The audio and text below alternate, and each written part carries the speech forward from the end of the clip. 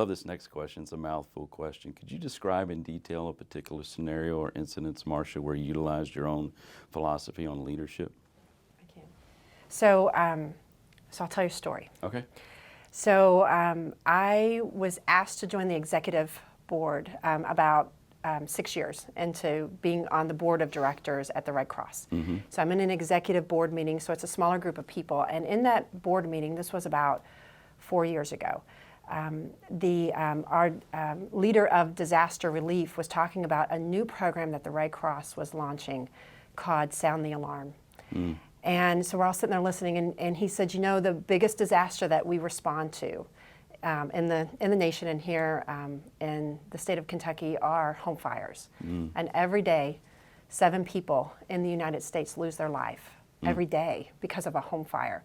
And Kirt, I told you, you know, as I've been with the Red Cross, I've seen it firsthand. And fire attacks anybody at any time. It doesn't matter your social status, it doesn't matter your age, it doesn't matter where you live. Mm-hmm. Fire is unmerciful, and it can take everything away from you, not just things, but people as well. Mm-hmm. This program, though, that the Red Cross had, while the Red Cross will respond to home fires, and they will be there 24/7. We have volunteers who will be there with the family as the fire department is responding, and they will be there to take care of that immediate need, put a blanket around your shoulder and be able to help you. Mm-hmm.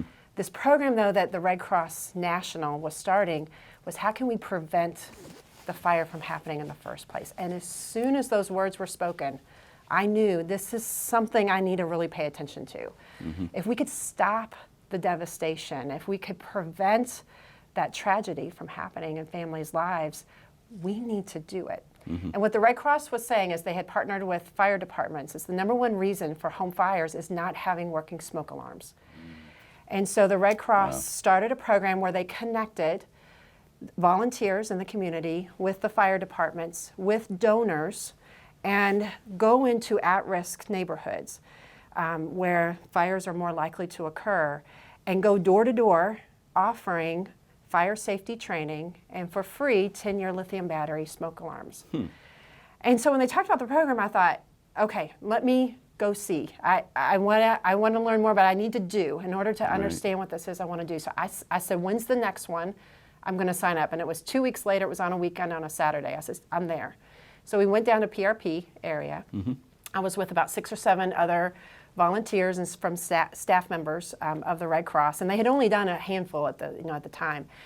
And we got our fire safety training because I learned about the kitchens where most fires happen, leaving food unattended on the stove, and how to observe and look for fire hazards. So we did that, and we went door to door, and we started knocking on these homes. And we had a firefighter with us, so it gave us credibility, also for safety because you're going into a stranger's home.